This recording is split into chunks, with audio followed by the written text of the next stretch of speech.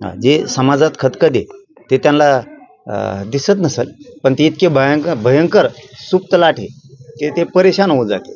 त्यामुळे आता काल त्यांचं सरकार स्थापन झालं 5 तारखेला. त्यांना शुभेच्छा दिल्यात आम्ही. त्यांचं अभिनंदन पण तिघाचं पण आणि मनापासून केलं. आता पुढच्या काळात गोरगरिबांचे प्रश्न मार्गी काढायचे. कारण काल 5 तारखेला त्यांचा शपथविधी झाला.